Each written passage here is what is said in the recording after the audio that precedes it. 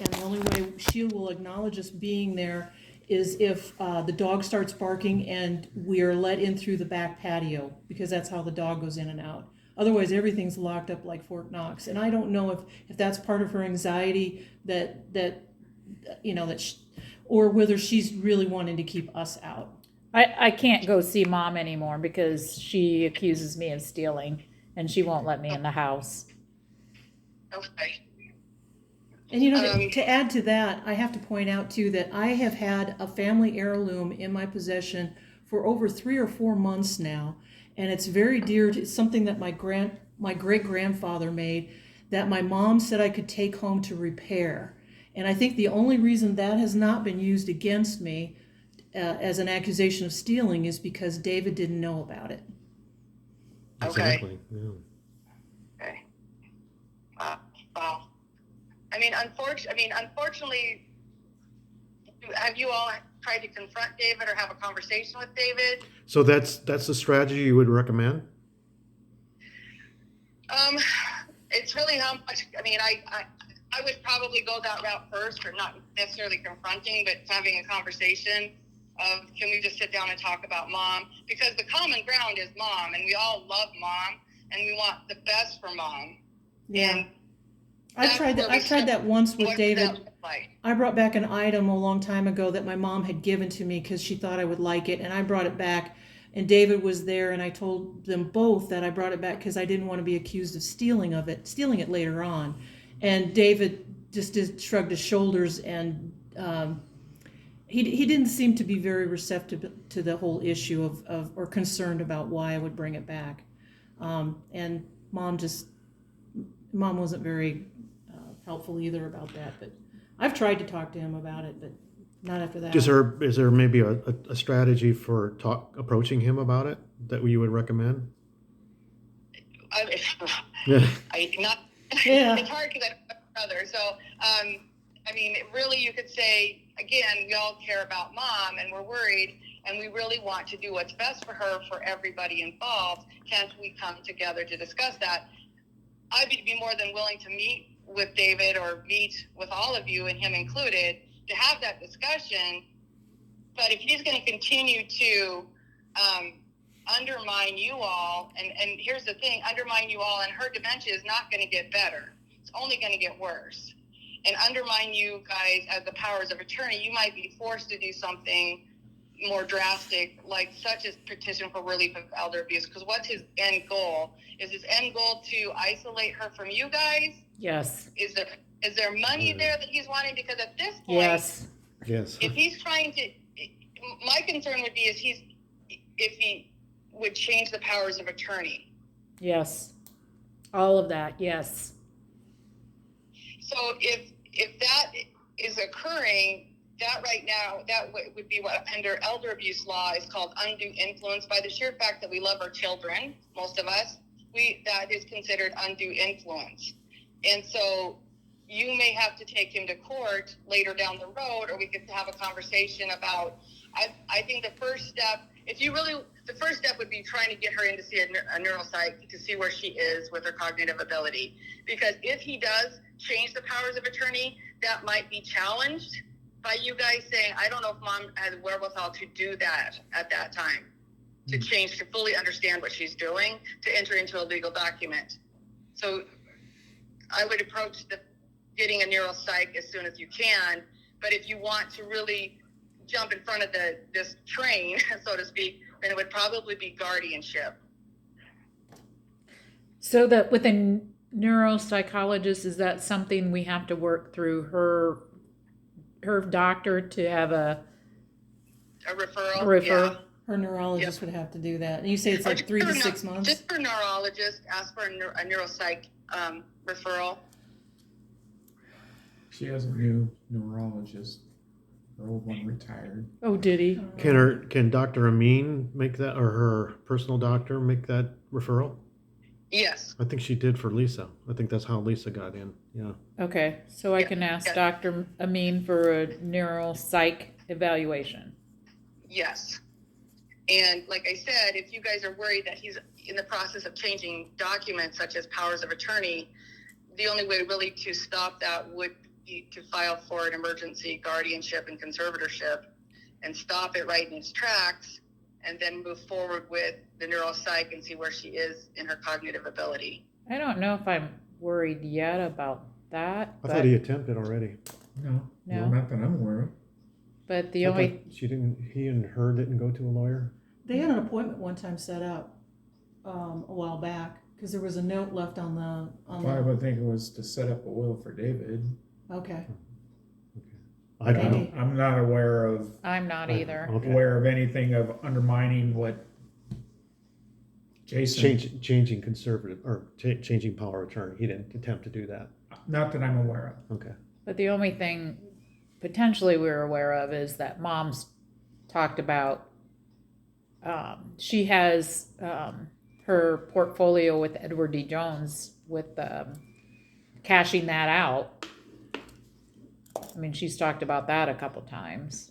I mean, that note I saw. Yeah, but yeah, true. Cashing She's out for she's what written reason? notes that we've seen But that we don't necessarily agree with the decisions that she's written down on paper, but she hasn't followed through with them as far as we know. as far as we know. So Does your brother David work or anything like that? Yeah, he's works in Ames at Dan Foss. He's on an assembly line, and I think he's been there, I don't know, a while, but he's not very happy, he's not a happy person to begin with. right?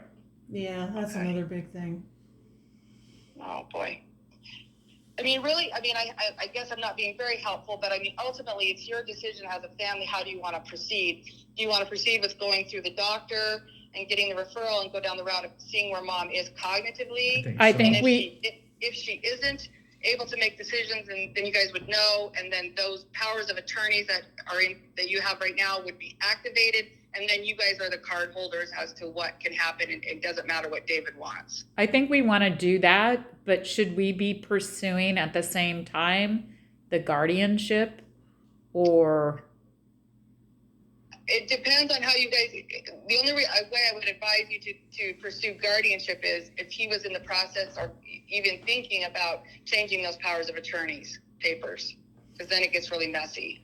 There's been a couple of times where mom has brought up, this is Susan, mom has brought up the fact that she's sure or adamant that dad's will was read with all of us in the same room, and that all of us got $1 million except for David.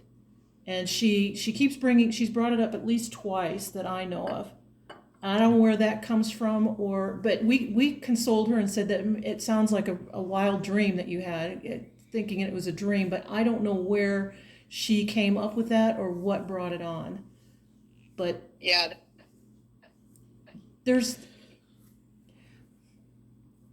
She doesn't necessarily need to go. Not to scare you guys, but you don't necessarily need to go to an attorney to have powers of attorney forms changed. oh, You okay, can get them anywhere. okay, Yeah. And so if she does a new one, I would have to look at the one that you have, but if she does a new one, it automatically revokes or voids out the one prior to it. Or if she just wrote something out, I revoke all powers of attorney as of this date, then that ends those powers of attorney. If she's able to make those decisions, if her doctor says that. So that's kind of a scary thought. If he could download some papers and have her sign them and notarize them, then that becomes a new power of attorney. we're not It so doesn't- sure he would be. I don't think we've gone that far, but I still like the idea of getting evidence of as far as her neuropsychology, where the doctors say she's not able to make decisions on her own, and activate the current powers of attorney. So we can still involve her in the decisions, but it's no longer her final decision. Now it's our final decision as far as what takes place. Correct. And that would be the least threatening and the least confrontational. Yes. And if you found out something during that process, you always have the right or ability to apply for guardianship with the neuropsych in process. Okay. How long does that take to apply for guardianship? The thing that takes the longest, getting to see a neuropsychologist, getting that Okay. evaluation is usually what takes the longest, about 3 months. Okay, so that's a number one for us. Yep. And then as far as guardianship goes, it can go pretty quickly depending on her cognitive status. And unless she retains an attorney, which she might at David's behest, to fight you all on it. Like say, I'm not wanting a guardian. These guys are wrong. I'm fine. She has every right to do that, whether she's competent or not. And it's the judge ruling. And usually the judge leans heavily on the neuropsych eval to determine whether this person is safe to make those decisions. I've seen it where they have made limited guardianships or limited conservatorships where you have limited powers to a certain extent, where they can make their day-to-day choices, but as their health progresses, then those powers increase. Or they can manage their own money, but with the oversight and double check of someone else. Okay. So Crystal, just to kind of back up, if we get a neuropsychologist to agree, and mom does the test, and we agree that she's incompetent, we have a document from a doctor says that she's no longer able to make decisions. We don't need a judge, do we? Not at that point, no. If you've got something in writing saying that the doctor is not because that would activate those powers as of attorney, and so you don't need to go get guardianship at all. Okay. No. We would just take that document to the lawyer that wrote up, and then also advise any doctors, meaning that the power of attorneys are now active. Right. And you'd want to make copies that everybody had a copy, doctors, specialists, attorneys, anybody and everybody that you think would have any dealings with her on a financial level and or medical, and then just keep copies keep the original copies on you guys, to make sure that, everybody knows that you're the decision makers in that regard. And I hate to say that because I'm assuming you love your mom all very much. You're still going to ask her what she wants. Yeah. Even if she's not able to make that decision, you're still going to have that conversation with her and try to include her as much as you can, for her safety. Yep. So. And then also once those documents become active, we can also engage the lawyer that wrote the trust that now removes her as the sutler and makes Penny and I the trustees. And so at that point, there cannot be any other outside invention to change those documents. That is correct. Okay. Once she is deemed and able to make decisions, then nothing else can be changed. It's what it's set. However it's set right now is how it's set. All right. I have one concern, and that's the other half of the equation. Just about any effort we've made to help mom has been, thwarted by Dave. And I'm wondering how that could happen here, because I know when we talk to them, they share almost everything. I'm pretty sure, and I could see mom, going to Dave and talking about these things. So I don't know. Do you have any advice? I don't know that I would bring it up to mom that we're taking her to a neuropsych eval. You can call it a medical appointment. You can say it's a referral for a specialist. You can say it's even a neurologist, but I don't know that you need to say what it's for. Exactly what it's for. I mean, I know that's a horrible thing, and believe me, I'm a good Christian person, but when you're dealing with somebody who's got dementia, telling what we call little fiblets to get the services and help them, that's better than agitating them and upsetting them. Yeah. So you could say, if she already has a neurologist, you say, we just need to go doctor just wants you to see another neurologist for a second opinion or whatever. I mean, however you guys want to frame that. Well, it might work. And make sure under no circumstances that Dave gets any wind of this at all. Right. And you can have that conversation possibly with the doctor. Yeah. That's going to make the referral, that these are our concerns and this is how we're going to try to address that, just to make sure that we've got all our ducks in a row, so to speak. And we would rather that mom and David not know of it at this point until the day of or the day that we take her there. I wonder if the doctor would be okay with that. I don't know. She should be, because that's private information as far as mom's health. She shouldn't be sharing that with David. Yeah. So she knows she can share it with me or Pete, but she wouldn't be sharing it with anybody I else. see. Yep. Professionally, she shouldn't be. Right. I don't think Dave's ever shown any interest in wanting to help with her medical, going to her visits or getting her. So I don't think He has for me. He was dead set against the grief counseling. grief counseling. Shut that out of the water along with a lot of other things. And, So it sounds like the plan for you guys is to reach out to the doctor, get the referral for the neuropsych and go that path and see what happens. Yeah. And activate the plan, the powers of attorney, and try to come at it at that angle. Yeah. And no one's saying Dave's a bad person. It's just he's not doing things that we like right now, or y'all are liking right now. So no, there's a relationship that goes on between him and mom that is different. He's the baby. He's the baby of the family. He's 10 years younger than I am. Pete and Jeff, Susan, I and Lisa were all born within 6 years of each other. And then David came later. So I would that kind of leads me to my next question too, is that later it'd be a time to maybe get us all together with Dave included, and to include Dave, and then maybe with you, Crystal.